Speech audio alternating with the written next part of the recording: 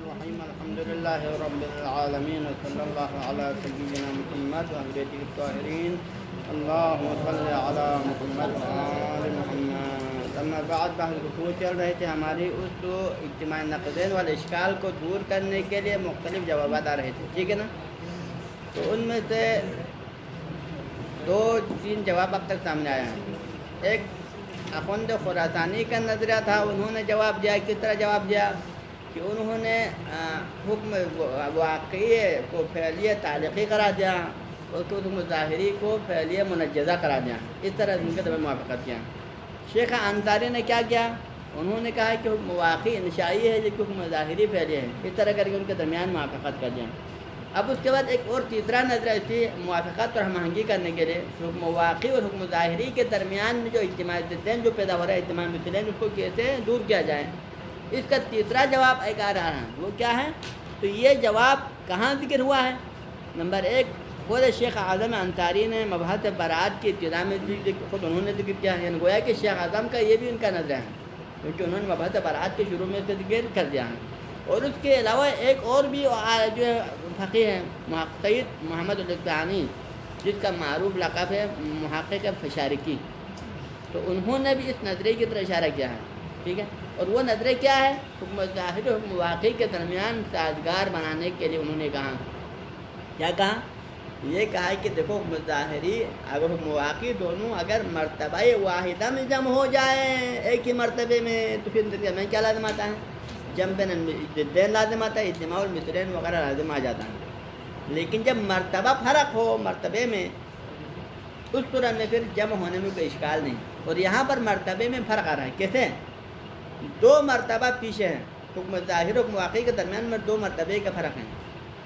حکم ظاہری فرض کرنے کے لیے دو مرحلہ طے کرنا پڑتا ہے۔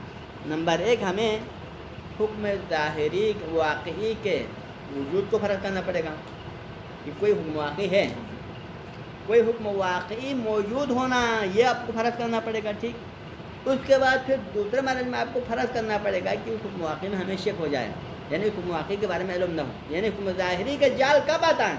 نمبر ایک، کوئی حکم واقعی ہے ایک، نمبر دو، اس حکم واقعی میں ہمیں کیا ہو جائے؟ شک ہو جائے، حکم واقعی کے بارے میں ہمیں علم نہ ہو جائے۔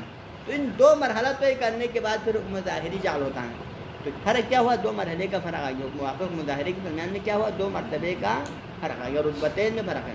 تو لہٰذا جب حکم واقعی حکم ظاہری کا دو رتبے کے درمیان میں فرق ہے تو پھر ان کے درمیان جمع ہونے میں کوئی اشکال نہیں، اجتماع ضدین لازم نہیں آتا، اجتماع نقیضین بھی لازم نہیں آتا۔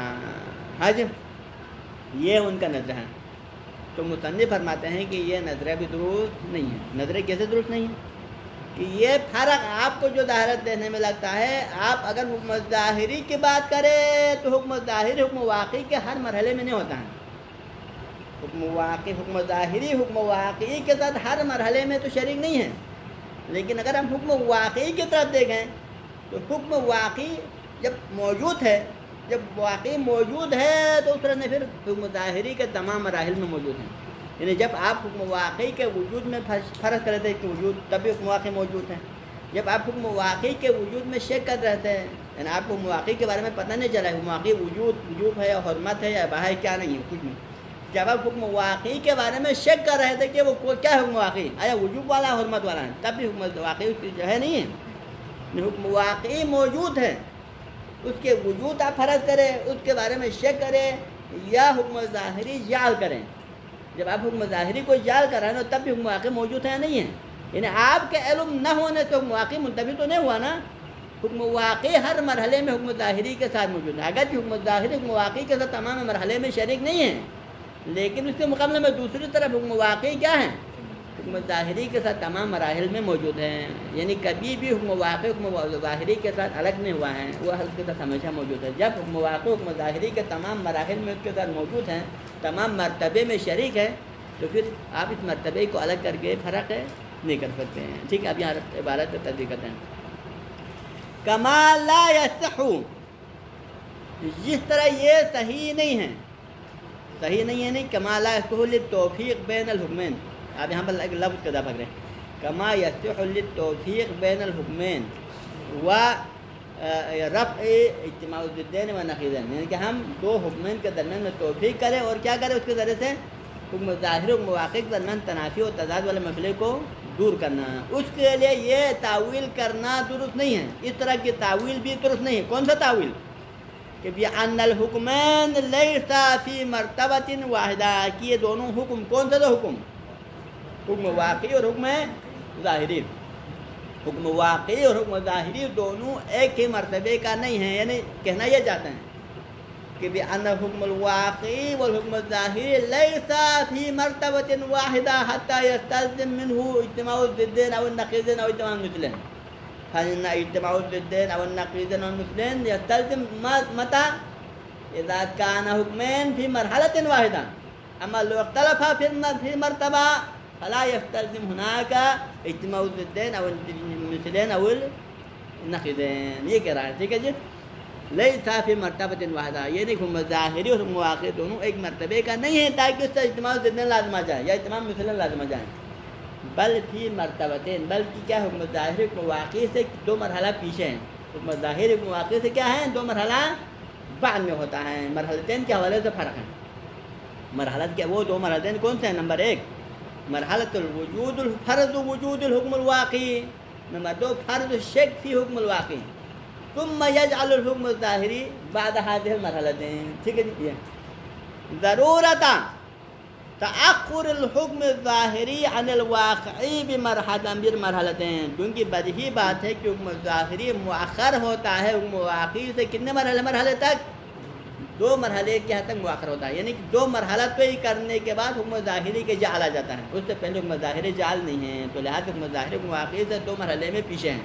جب دو مرحلے میں ان کے درمیان میں فرق ہے تو پھر ان کے جمع ہونے سے اجتماع ضدین وغیرہ لازم نہیں آتا۔ ہاں جی، یہ دلیل دیا ہے کس کے لیے؟ حکم واقعی اور حکم ظاہری کے درمیان میں اجتماع مثلین و اجتماع ضدین والے اشکال کو دور کرنے کے لیے۔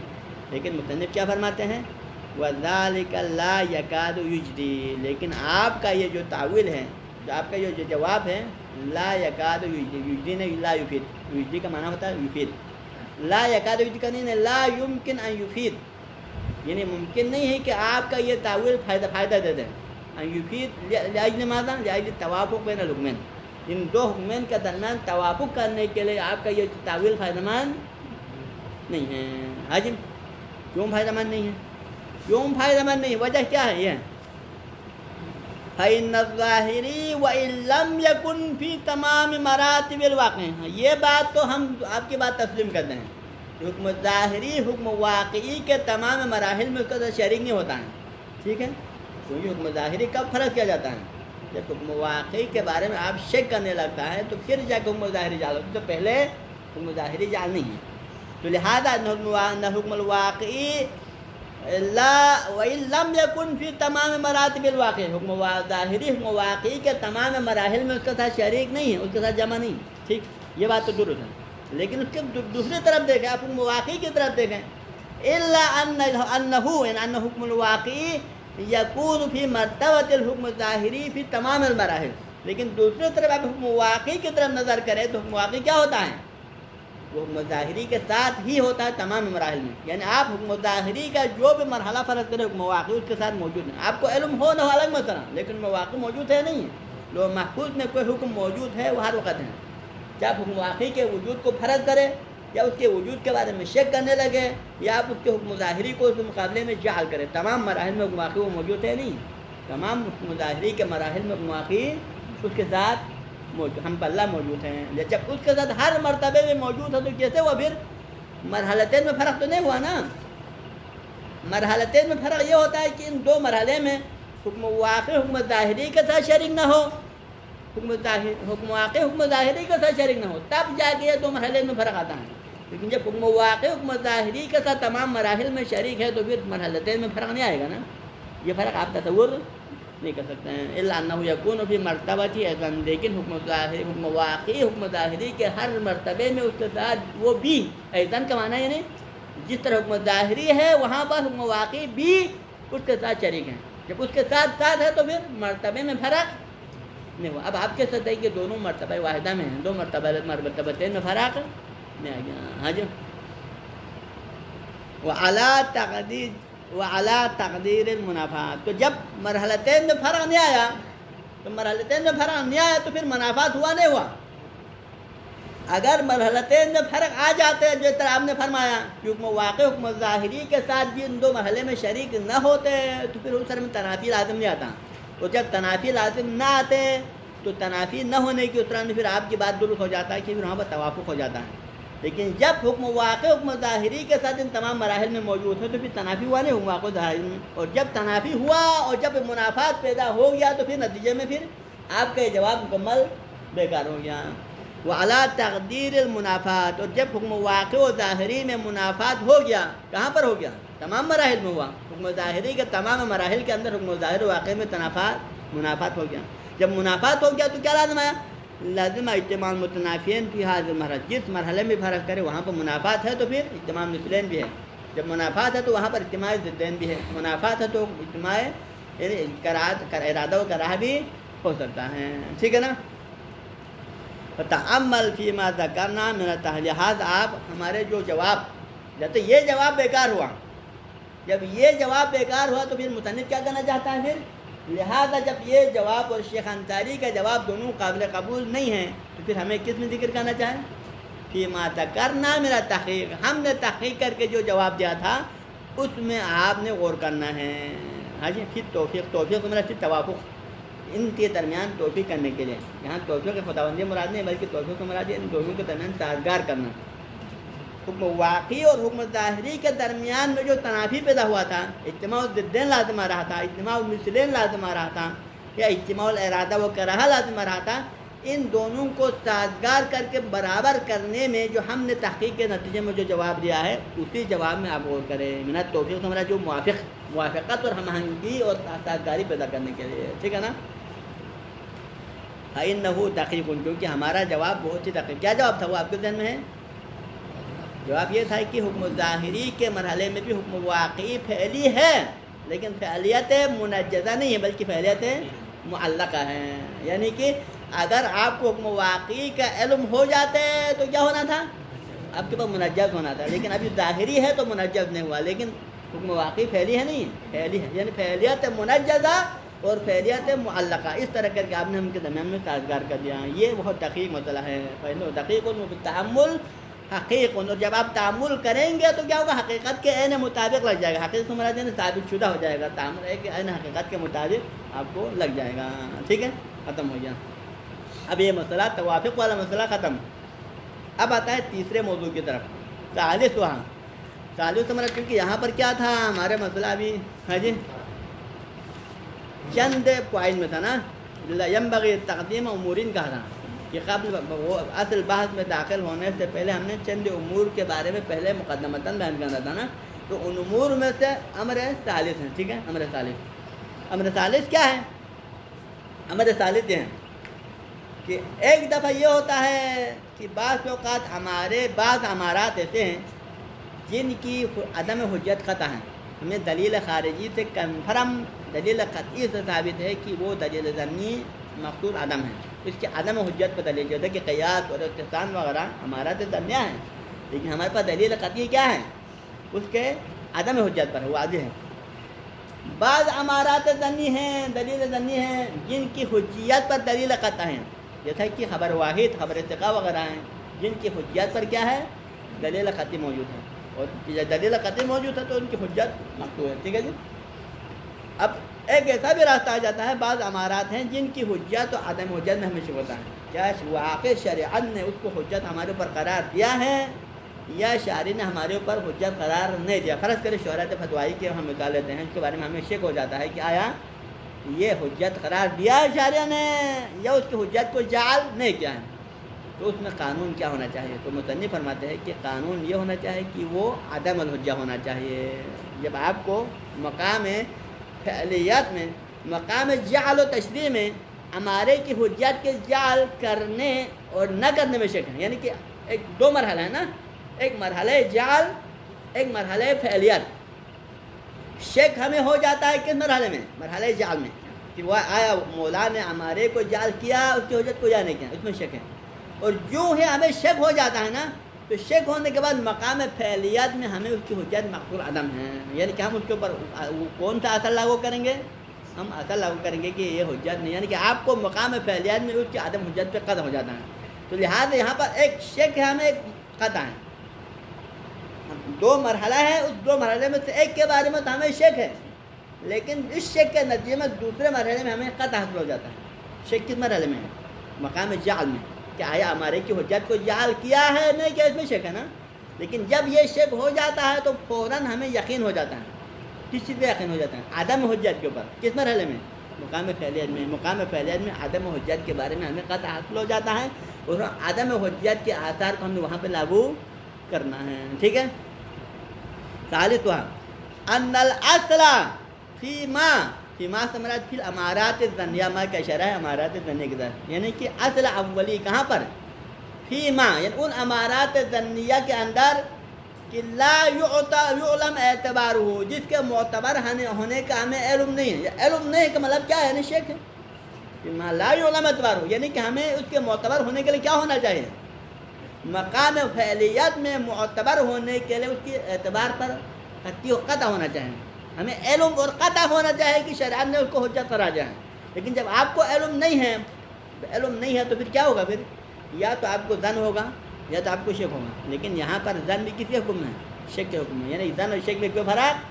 آپ کو کسی ہمارے حجت کے بارے میں چاہے ظن ہو چاہے شک ہو، لیکن دونوں صورتوں میں کیا ہے؟ مقصور عدم ہے۔ حاجی فیما لا یعلم اعتبارہ بالخصوص شرعاً، یعنی کہ آپ کو اس کی حجیت کے بارے میں دلیل خاص کے ذریعے سے حجت ہونے کے بارے میں علم نہ ہو شرعاً، یعنی شرعاً نے کسی دلیل خاص کے ذریعے سے اس امارے کو حجت قرار دینے پر کوئی دلیل خاص کے ذریعے سے ہمیں علم نہ ہو جائے تو اس صورت میں کیا ہے؟ اصل اس کا جواب بھی آ رہا ہے، اصل انہ کا خبر ہے۔ ولا یفرض التعبد بواقعا، اور ہمیں ثابت نہ ہو، لا یحسن ہمیں ثابت نہ ہو التعبد به واقعا، کہ واقعا مولا نے اس کے اوپر تعبد کا ہمیں حکم دیا ہے، کہ مولا نے ہمارے پہ عمل کرنے کا ہمیں کہا گیا ہے، اس کا ہمیں واقعا پتہ نہ ہو تو ان الاصل ما ہوا عدم حجتہ، یہ ان کا خبر ہے۔ ان الاصل، ہم اس کو تھوڑا ترتیب اس طرح دیں گے جملے کے عبارت میں کہ ان الاصل ہوا عدم حجتہ جزماً، اصل اولی کیا ہے؟ عدم حجت ہے جزماً، یعنی آپ کو ڈائریکٹ کیا ہوتا ہے؟ عدم حجت کے بارے میں 100% قطع ہو جاتا ہے۔ کب؟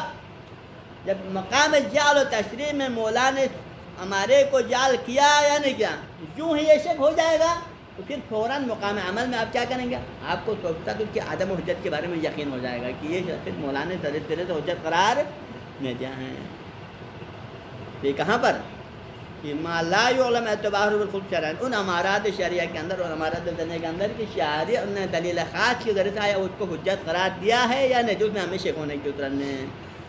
ولا یخرج التعبد واقعا، اور اس کے تعبد بھی کے بارے میں واقعا آپ کو ثابت نہ ہو، دلیل خاص کے ذریعے سے ہمیں اس کے تعبد بھی کے بارے میں ثابت نہ ہو تو پھر اصل اولی کہ ان الاصل ہوا عدم حجت جزماً، اصل اولی یہ ہے کہ جزماً وہ حجت نہیں ہو، تو آپ کو شک ہوا، کس میں شک ہوا؟ ہمارے کی جعل میں، لیکن اسی شک کے نتیجے میں آپ کو یقین ہوا کس کے بارے میں؟ عدم حجت کے بارے میں، تو پھر آپ کے ذہن میں یقین سوال آئے گا نا۔ ایک دفعہ آپ شک ہونے کی بات کریں کہ ہمارے کی حجت میں ہمیں شک ہوا، اور دوسری طرح آپ کہتے ہیں کہ عدم حجت کے بارے میں ہمیں یقین ہوا، یہ یقین و شک کیسے جمع ہو جاتا ہے؟ ہو سکتا ہے نا کہ آپ ایک دفعہ کہہ رہے ہیں کہ ہمارے کی حجت میں ہمیں شک ہو جاتا ہے، پھر آپ فرماتے ہیں کہ شک ہونے کی صورت میں پھر ہمیں کیا ہوتا ہے؟ عدم حجت کے بارے میں یقین ہو جاتا ہے۔ یہ یقین و شک کیسے جمع کیا ہے؟ اس کا جواب کیا ہے؟ شک ہوتا ہے مقام جعل میں کہ مولا نے ہمارے کو جعل کیا ہے نہیں کہ اس میں ہمیں شک ہے، لیکن جب یہ شک ہونے کے بعد پھر ہمیں عدم حجت کے بارے میں یقین کس مرحلے میں آتا ہے؟ فعلیت کے مرحلے میں، کہ مقام فعلیت میں ہمیں یقین ہو جاتا ہے کہ پھر یہ ہمارا حجت نہیں ہے، تو بیسات ہم اس کو عدم حجت مانیں گے، ٹھیک ہے۔ عدم حجت ماننے کا مطلب کیا ہے؟ یعنی کیا ہے عدم الحجت کا مطلب؟ یعنی بمعنی عدم ترتب الاثار المرغوبہ من الحجہ علی قطعین، کہ اس کے عدم الحجت کے اوپر قطع ہونے کا مطلب یہ ہوتا ہے کہ ہم اس کے اوپر حجت کے آثار جو مرغوب ہیں مولا کے نظر میں، اس کو اس پر مرتب، آثار جو مرتب ہونا چاہنا اس کو مرتب نہیں کرنا ہے۔ عدم ترتب الاثار المرغوبہ، مرغوبہ یعنی مولا کے نظر میں جو ہونا چاہیے، جو آثار ہونا چاہیے من الحجہ، اس حجت کا علیہ، اس امارے پر، اس دلیل ظنی پر یا اس امارے پر عدم الحجیت کے آثار کو ہم نے مرتب کریں گے قطعاً، یعنی آپ 100% قطعاً اس کو عدم حجت مانیں گے۔ اور وہ آثار کیا ہے؟ آثار کیا کہا تھا آپ کو؟ ہمارے کی حجت کے آثار کیا ہے؟ منجزیت ہے، معذوریت ہے، اور اس کی اگر واقعی کے ساتھ مطابقت ہو تو اس کی اطاعت موجب ثواب ہے، اگر مخالفت موجب عقاب ہیں، اور اگر واقعی کے مخالف ہو تو اس کی اطاعت تجری ہے، ان کی مخالفت کیا ہے؟ انقیادی ہے۔ ساری چیزیں جو تجری کیا ہے؟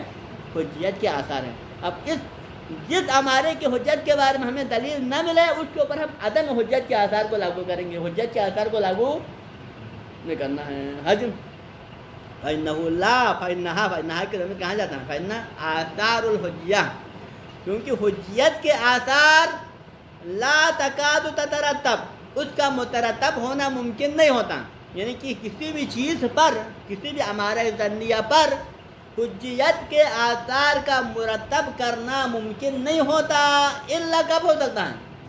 الا علامت تصب بالحجیہ فعلاً، مگر فقط اس چیز پر حجت کے آثار مرتب ہوتا ہے کہ جس کے اوپر حجت فعلی کے ساتھ متصل ہو، یعنی کہ جس کی حجت کے بارے میں ہمیں پتہ ہو، دلیل قطعی موجود ہو، تو کیا ہوگا پھر؟ وہ پھر حجت فعلی کے صفت کے ساتھ آئے گا، اور جو چیز حجت فعلی کے صفت کے ساتھ متصب ہوگا تو پھر حجت کے آثار مرتب ہوگا۔ لیکن جب تک کوئی ہمارا حجت فعلی کے صفت کے ساتھ متصب نہیں ہے اس پر حجت کے آثار کو مرتب نہیں ہوگا۔ فَإِنَّهُ لَا تَكَادُ تَتَرَتَّبْ، یعنی لا تکاد تترتب کون سی چیز لا تکاد تترتب؟ یعنی آثار۔ فَإِنَّ الْآثَارُ الْحُجِّیَّہ حق ضمیر جاتا ہے، فَإِنَّ آثَارُ الْحُجِّیَّہ لَا تَكَادُ تَتَرَتَّب، حجت کے آثار کا مرتب ہونا ممکن نہیں ہے الا کہاں پر؟ علامہ، فقط ان امارات پر حجت کے آثار مرتب ہو سکتا ہے کہ اتصب بالحجت فعلاً، کہ جن امارات کا حجت فعلی کی صفات کے ساتھ متصف ہونا کیا ہو؟ واضح ہو، یقینی ہو، یعنی کہ حجت فعلی کے ساتھ وہ متصف ہو چکا ہو، تب جا کے پر حجت کے آثار مرتب ہو جاتا ہے۔ ولا یکاد یکون الاتصاب، اور پھر حجت فعلی کے صفات کے متصف کب ہوگا؟ آپ سوال کریں گے ہمیں کیا کہا تھا؟ کسی بھی ہمارے پر حجت فعلی کے آثار مرتب نہیں ہو سکتا، یعنی کسی بھی ہمارے کے اوپر حجت کے آثار مرتب نہیں ہوتا جب تک وہ حجت فعلی کی صفت کے ساتھ نہ ہو۔ اب ہم دوسرا سوال کریں گے، پھر حجت فعلی کی صفت کب آئے گا؟ اس سے ہمارے پر حجت فعلی کی صفت کب آئے گا؟ یہ دوسرا سوال کا جواب دینا ہے۔ ولا یکاد یکون الاتصاب، اور کوئی بھی ہمارا حجت فعلی کے صفیحہ کی ضمیر تو حجت فعلی، کوئی بھی ہمارا حجت فعلی کی صفت کے ساتھ متصف نہیں ہوگا، کوئی بھی اس کو حجت فعلی کے عنوان سے نہیں پکار سکتے الا کب حجت فعلی کی صفت آئے گا؟